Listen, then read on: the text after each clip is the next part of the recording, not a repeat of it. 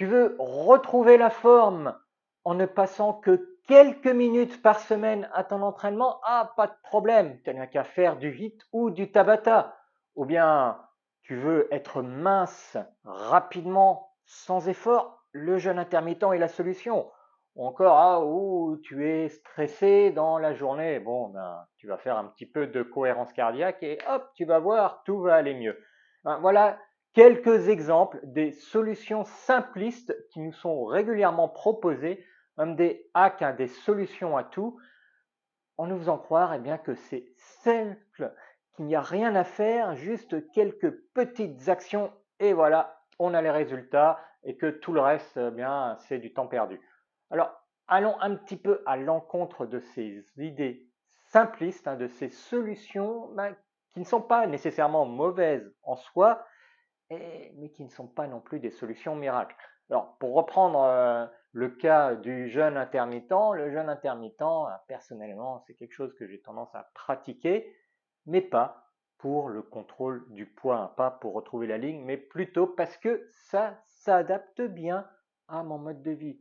Et ce n'est donc pas quelque chose que j'irais conseiller comme la solution miracle. Bien au contraire, parfois j'irais même conseiller de ne pas le faire. Ça dépend de beaucoup de situations, ça dépend de chacun et on a un risque à ce que ça devienne une pratique subie et donc on n'obtient pas les résultats.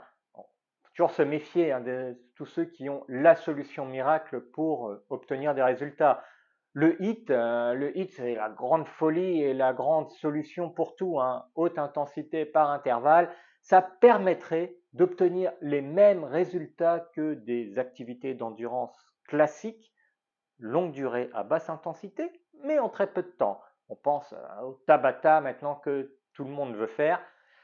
En réalité, d'une part, ils ne font pas de Tabata. J'en parlais dans cette revue du protocole Tabata. Et puis le HIIT, ce qui se passe, c'est que souvent, les gens font en fait de la basse intensité par intervalle. J'en parlais encore dans une autre vidéo.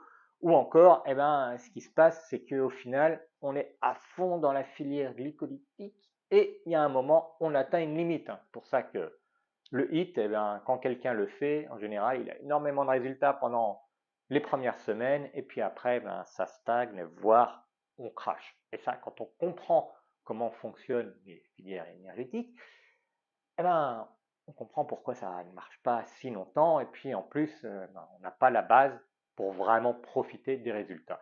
Le HIIT, c'est un autre exemple, c'est quelque chose qui peut être très bien quand c'est appliqué correctement et ce n'est pas une solution miracle. Il y a du travail à faire avant pour pouvoir vraiment en profiter et on ne peut pas échapper à l'endurance fondamentale. Désolé, tu ne vas pas pouvoir remplacer toutes tes activités à basse intensité parce que tu fais 3 Tabata par semaine. Surtout si en plus tu les fais comme tout le monde les fait dans les salles de sport, c'est même pas du Tabata. Bon, voilà. Et encore, autre solution simpliste, je le mentionne au début, la cohérence cardiaque, il n'y a qu'à faire ça. Tu fais 3 fois par jour tes 5 minutes de respiration à 6 cycles par minute. Dans une de mes vidéos assez regardées, j'explique pourquoi la cohérence cardiaque, c'est magnifique, c'est une très bonne approche, mais ce n'est pas si simple que ça. On est encore dans les solutions simplistes. T'as qu'à faire ça et tu verras, tu obtiendras des résultats. Qu'est-ce que tu as comme autre solution simpliste que tu as entendu? Mets-le moi dans les commentaires et puis on pourra peut-être se pencher dessus et voir en quoi peut-être cette solution n'est pas mauvaise, mais quels sont les prérequis, quelle est la préparation et qu'est-ce qu'il faut autour pour que ça fonctionne vraiment. Et on verra souvent que ce n'est pas si simple que ça et il ne suffit pas de faire ça ou ça. La solution pour tout le monde, miraculeuse, non, désolé, ça marche pas. Il y a un moment, il faut aller voir un petit peu plus en profondeur et puis en général, c'est bien quand même de se faire accompagner pour être sûr de faire les choses correctement et d'aller dans la bonne direction.